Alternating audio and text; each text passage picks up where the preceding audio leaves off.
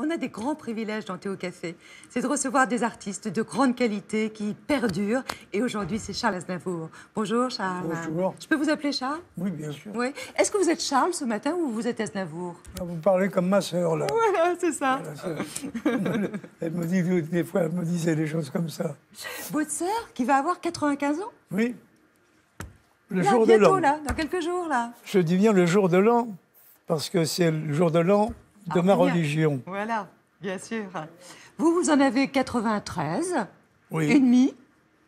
Bah oui, maintenant. Voilà. Et tout va bien. Vous êtes incroyable sur scène. On vous voit danser. Ça dure pendant 1h30. Vous avez une vitalité, une tonicité. Chapeau bas, monsieur Aznavour. Bah, à partir du moment où on aime son métier, on le fait bien. Et pour bien le faire, il faut se plaire sur cette scène. Oui, mais il faut avoir aussi une bonne santé. Est-ce que les 5 sucres, ça aide à avoir une bonne santé? Écoutez, moi, on m'avait dit pas de sucre, pas de sel, pas de gras. Moi, je fais les 3. Enfin, gras, je ne vois pas trop. Si. Non. Il y a des jambons. Le jambon espagnol, il est gras. J'aime le D'accord. jambon espagnol. J'aime bien aussi une viande, vous voyez, avec le gras autour. Parce que quand ça cuit, c'est meilleur encore. Bon, j'aime bien le gras, oui. Ce petit garçon, là, Charles? Oui. Il y a longtemps. Eh oui, il y a un certain nombre d'années. De parents apatrides qui arrivent en France. À quoi il était destiné, ce petit garçon? Bah, on ne sait pas. Il aurait pu faire quoi? Restaurateur, c'est sûr. Comme ses parents? Donc cuisinier. Oui, mais mon père était chanteur quand même. C'était des artistes. Oui, ma mère était une actrice et elle faisait aussi un peu de journalisme. Mais vos parents étaient des artistes quand ils sont arrivés en France sans argent. Vous avez vécu quand même plutôt dans la misère. Enfin, vous avez Non. connu... Pas Non. misère, vous diriez pas misère. La pauvreté, oui, mais la misère, non. La pauvreté. Vous faites une grosse différence entre les deux. Non, oui. La pauvreté étant acceptable? On était dans un pays d'accueil où on n'était quand même pas bousculé. On ne parlait pas de nous comme on parle des migrants aujourd'hui. On a accepté beaucoup d'entrées en France, il ne faut pas l'oublier. Bon, il y a des gens qui discutent les entrées ou les sorties comme si la France n'avait jamais rien fait. C'est pas vrai, la France a fait beaucoup. Elle vous a accueilli, elle a accueilli votre famille. Oui. Vous D'ailleurs, avez... c'est pour ça que mon père, quand il est arrivé, il s'était engagé volontaire pour la guerre. On lui a dit, mais pourquoi il a fait? Mais il faut rendre à ce pays ce qu'il nous a apporté. Important, ça. Est-ce que vous avez un regret, par exemple, d'être allé jusqu'au certificat d'études, d'être autodidacte, vous qui aimez tant vous instruire, est-ce que vous auriez aimé aller plus loin? Oui, mais on n'en avait pas les moyens. Les études étaient payées jusqu'au certificat d'études. Mais moi, j'aurais voulu avoir le brevet, pas élémentaire, brevet Supérieur. supérieur. Eh bien, j'ai même pas eu l'élémentaire, j'ai pas pu me le faire. Je suis sorti de l'école quand j'ai eu 10 ans et demi, à peu près. Et à partir de là, j'ai étudié ce que j'ai pu étudier, en achetant des bouquins chez Gibert Jeune, Oui, bien sûr. que l'on pouvait revendre Saint-Germain quand on des l'avait Prés. lu. C'est formidable. Et on en a racheté d'autres. Et puis, il y avait la rue. On apprend beaucoup dans la rue. Mais alors, qu'est-ce qu'on apprend de la rue? On apprend à se comporter d'abord avec les autres. On apprend à visiter les lieux qu'on peut visiter. Nous, on avait, à côté de chez nous, d'un côté, il y avait la Sorbonne, de l'autre côté, il y avait le musée de Cluny, et puis il y avait encore beaucoup de choses comme ça. Et à quelques kilomètres près, que je faisais le patin roulette, il y avait encore des lieux que je pouvais visiter. Vous avez commencé à travailler très jeune. Hein? 9 ans. Ouais. 9 ans. Est-ce que c'était important, et même presque obligatoire, d'aider ses parents financièrement? Ah oui, nous, on le faisait, ma sœur et moi. On leur a appris le français. Ils nous ont appris l'arménien. Pas bien, en ce qui vous concerne. Si?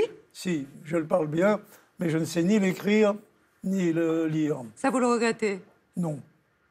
Curieusement, moi, ma langue, c'est le français, définitivement.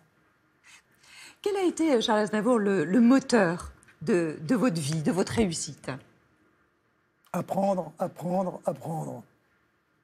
C'est tout, c'est ça le vrai moteur. La colère aussi? Pas vraiment, non. Non, si j'avais été en colère, j'aurais pas fait mon métier de la même manière. Est-ce que vous avez toujours eu confiance en vous, malgré tout? Oui, je savais que j'avais raison. Est-ce que j'avais confiance? Je ne sais pas. Mais je savais que j'avais raison. Je savais que ce que j'écrivais était bien écrit. Je savais qu'on en arriverait à ça, qu'on ne pouvait pas toujours écrire les mêmes choses. Je t'aime, tu m'aimes, bohème, etc. etc. Non, il fallait aller plus loin. Et j'ai été chercher les faits de société. Je suis le premier qui ait vraiment écrit les faits de société. Je continue toujours d'ailleurs. J'écris les choses que les autres n'écrivent pas. J'ai écrit par exemple le temps présent. Ça n'existe pas l'instant présent, puisque le temps que vous le disiez, c'est déjà parti. Et je me suis donné le mal de l'écrire. J'ai écrit des chansons difficiles avec facilité. C'est ça qui est curieux. Comment vous avez transformé vos défauts en force? Non, je n'ai pas transformé. J'ai fait admettre mes défauts, tout simplement. Les faire accepter par les autres? Par le public, pas par les autres. Les autres, ils l'avaient accepté déjà. Quand j'avais un ami, un camarade, ben, il acceptait mes défauts et mes qualités, et je faisais de même pour lui. Le public qui a toujours été là, enfin qui est encore très très très nombreux, c'est incroyable, vous remplissez des salles. Il y a 6 villes là qui vous attendent en France dans quelques jours. On retourne sur le passé. Vous l'aimez quand même voir des images d'archives? Ça vous plaît? Des images d'archives? Ah, on en a trouvé plein. Oui. Donc, quand on tape Ina, Charles Aznavour, on retrouve des pépites. Les voici. Pas moi. Ah oui, eh ben nous, elles nous plaisent, ces pépites, racontées par Alexandra Garde. Je me voyais déjà en haut de l'affiche, en 10 fois plus gros que n'importe qui, mon nom s'étalait. Et c'est réussi car vous êtes devenue une vraie star et de celles qui brillent depuis le 24 août sur Hollywood Boulevard. Formidable. Les débuts furent difficiles, certes. Vous pouvez saluer? Bonsoir. Bonsoir. Mais c'est comme si une bonne étoile avait veillé sur vous. Édith Piaf, en 1946, elle bouleverse votre existence et croit en vous alors que beaucoup de gens doutaient. Vous êtes tout petit, vous n'avez pas de voix. Naturellement, j'ai un voile sur la voix, mais l'étendue est très grande. C'est tout de même extraordinaire que vous soyez chanteur, non? Mais en 1960, votre carrière décolle. Et en pleine vague yéyé, vous écrivez même pour 2 idoles des jeunes. Sylvie Vartan devient la plus belle pour aller danser et Johnny... Et nous, avec vos 180 millions d'albums vendus et vos 1400 chansons, on se demande juste si vous n'êtes pas né sous une bonne étoile, avec un peu de chance aussi. Il semble que la misère serait moins vite au soleil. D'autant qu'en 98, vous êtes consacré artiste de variété le plus inspirant du siècle par CNN et le Time, devant un certain Elvis Presley et Bob Dylan, et que vous chantez dans 6 langues.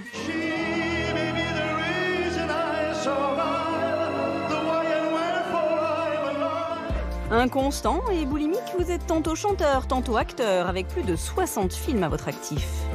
Faut que ça m'arrange. Et toute votre vie, vous avez milité pour l'Arménie. À travers ce 45 tours et votre fondation créée en 2017.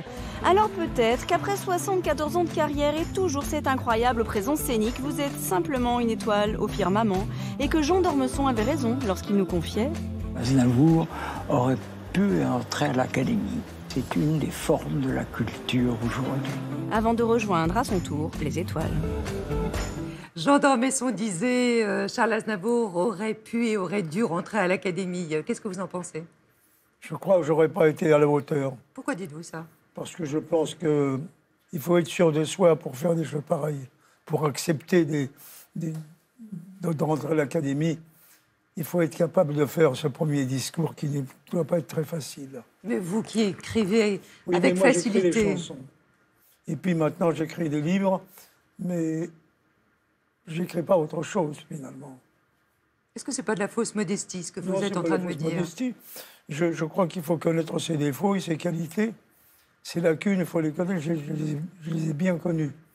Et je me suis arrangé pour que je n'ai plus ces lacunes, justement. Quelle est la récompense qui vous a le plus marqué? Ah, je crois que c'est la médaille de l'Académie. Ah oui? Oui. Mais elle est toujours chez moi, en bonne place. Des médailles, j'en ai reçu beaucoup Ouais, sûrement. à travers le monde. Mais celle-là, c'est tout à fait particulier. C'est ma France à moi. Hollywood, c'était il y a quelques mois, c'était au mois d'août. C'est une consécration? Oui, je crois. Mais il y en a encore à voir. Ah, laquelle? Et ben, il y a encore les mains Exact. devant le Chinese Theatre. Il y a le Nobel. Je les accepte tous. Comme je n'ai rien eu à mes débuts, par la suite, tout ce qu'on m'a apporté, on m'a dit, tu vas l'accepter? Oui, oui, oui, je vais l'accepter. Et j'ai accepté. Vous avez connu, en fait, Charles Aznavour, énormément de personnalités. Est-ce qu'il y a une personne qui vous a influencé, qui a été la plus marquante pour vous? Trenet. Charles Trenet. Et il a aussi influencé Brassens, Brel, tous l'ont dit d'ailleurs. Est-ce que vous ne trouvez pas d'ailleurs qu'on ne lui rend pas suffisamment hommage? Oh, si, pas mal. Non, non, il n'est pas oublié, il fait partie de ceux que l'on aime toujours, que l'on chantonne encore beaucoup. Il y a une chanson comme ça qui vous vient à l'esprit, de Trenet? Mon père m'a dit un jour, quand il a entendu Il y a de la joie, il m'a dit, avec une chanson comme ça, un artiste peut faire le tour du monde. Et il avait raison. Vous l'avez connu, Charles Trenet? Oh là là, oui. Vous étiez copains? Très amis, on fêtait notre anniversaire ensemble avec ses amis aussi, quoi, avec Jacques Pessis, avec d'autres gens. Et parmi les Brel, les Brassens, ce sont des gens aussi que vous avez côtoyés ou c'était des bandes? Non, on côtoyait Brel et Brassens. Et Ferré? d'autres, un peu, mais on a été fâchés pendant quelques années. Et puis on s'est raccommodé ensuite. Pour quelle raison? Ben, on était au bœuf sur le toit, Ouais. avec Roche, et lui aussi. Quelqu'un nous demande d'aller chanter, faire une tournée avec lui à la Martinique et à la Guadeloupe. Et Roche me dit non, on commence seulement en France, il vaut mieux ne pas accepter. On n'a pas accepté. Et lui a demandé s'il pouvait prendre notre place. Alors je l'ai proposé, ils l'ont emmené. Pour lui, ça a été une catastrophe. Il m'en a voulu pendant des années, quand en fait, ce n'était pas ma faute. Ah bah, vous y étiez pour rien, ouais. Oui, mais quand il a fait l'Olympia, la première fois, j'ai reçu un petit mot très gentil où il disait « Je ne peux pas faire la première sans que tu sois là. » Voilà. Bon. Et vous vous êtes réconciliés. Oui.